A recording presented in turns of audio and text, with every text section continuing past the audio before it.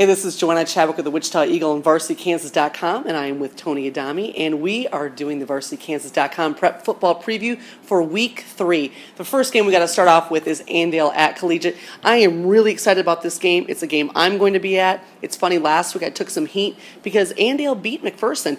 I picked McPherson. Of course, McPherson did beat Salina South in Week 1, and Andale had taken a loss. But Andale really came back strong, took advantage of some McPherson turnovers.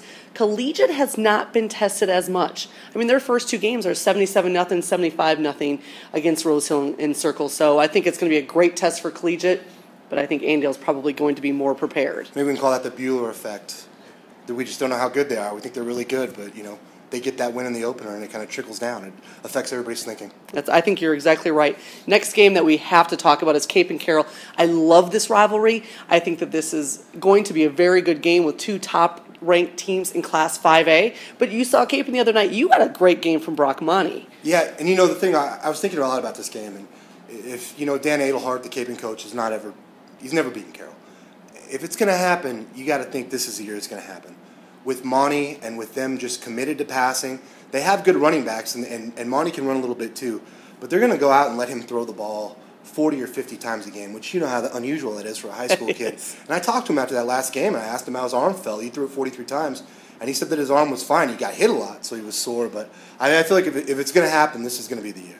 Well, and talking with Coach Alan Shuckman over at Carroll, Jake Allen, they're very pleased with what their own good quarterback, Jake Allen, can do, just with what he has done, completing passes in the first two games, taking that opener loss to Northwest, and of course Northwest beat Kapaun, but you're looking at two good quarterbacks. However, Brock Monty is more seasoned, having started since his freshman season. I mean, he looks really good. He looks like a college quarterback now. All right, well, moving on, let's look at Chaparral and Trinity Academy. Trinity got a very close win over Independent.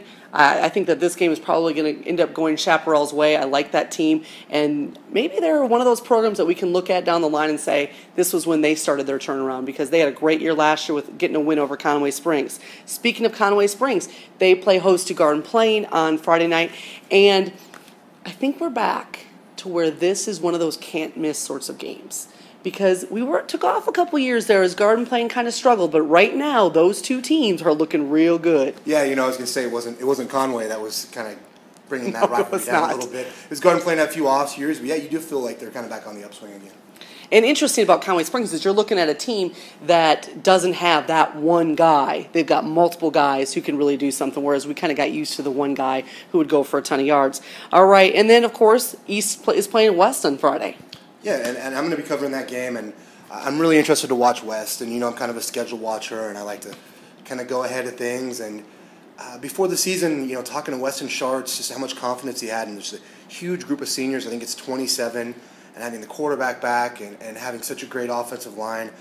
I mean, this is the kind of a team that could really, be a dark horse for a City League championship. And I feel like I'm really interested to watch them play, see what kind of team they have this year. All right.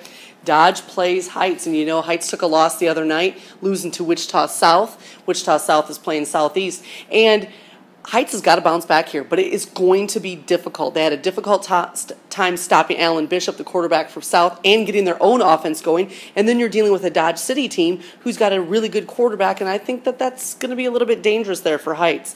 Next up, Goddard and Andover Central. Andover Central beat Andover. It's the first time that they had beaten Andover. They went 3 seasons without beating their crosstown rival.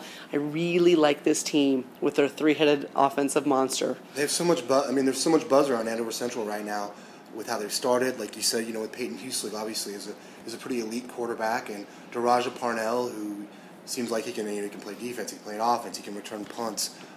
They are a team that a lot of people are talking about right now, early in the season, but. Well, and I think they should be. I mean, it's why I put them in my top 5 rankings, because they should be there. I think that they are that deep. How deep they'll go into the playoffs, I mean, oh my God, it's week 3. All right, Maize South and Eisenhower. Maize South gets a really good win over a Holton team. Holton, if you notice, I still have ranked 5th in Class 4A Division II, even with an 0-2 record, because they lost by 1 in overtime, and they lose to a very good Maize South team. Were you surprised by that, though? Were you surprised that Maize South beat Holton? I wasn't, just because Holton is down definitely from years past. It's still one of the top teams in 4A Division II, but 4A Division II is not as strong as Division I. But Maize South, I think that they're on the right track for keeping that program where it's been going. I think it speaks a lot to what kind of leadership they have, because they don't have any starters. Well, they have one starter back on defense, and not a lot of guys back on offense. But they have good leaders back, and they have Corey Frausto, a quarterback who's so steady. And the thing that impressed me the most about him early in the season in the summertime is how he deals with adversity, and how they got down 13-0 in that game. That's right. And they come back and win, and I think a lot of that reflects their coach's personality and more so their quarterback's personality. It also shows that that's also a team that runs the ball and can really grind it out. And to come back against a team like that isn't very easy, because they limit your time of possession. All right, Derby plays up at Mill Valley. I love this game because, of course, the coaches, Joel Appleby and Brandon Clark, are cousins. Isn't that awesome? That's funny. Joel used to be his assistant at Derby. Mill Valley, of course, opened the season with a win over St. Thomas Aquinas. I didn't expect St. Thomas Aquinas to take a loss this year, and I've got them ranked number 1 in Class 5A. Derby's going to have a good test there. I'm going to take Derby in this game. I like that team, but I think it's going to be a good one. Mulvane at Clearwater. I write this game down just so I can talk about Mulvane. They stayed with Buhler. They hung with Buhler. I give them a lot of credit for that, especially since I was not that high in Mulvane this year. I think it's a good sign for them. That is impressive to stay with Buhler. You would think they would probably just blow them out, but they were right there. Yeah, they're right there. All right, and North and Northwest, they get the Thursday game this week. Bad news for North, they lose Jose McDonald, which I think is very difficult for them. He had 149 yards in the season opener. Such a good running back, and he's got a high ankle sprain. They hope to get him back for district play. I think that this is a game that Northwest, we've seen them play 2 weeks now. Yeah, they got to play Northwest. Yeah, I know. You know what? That's a really good point. Yeah.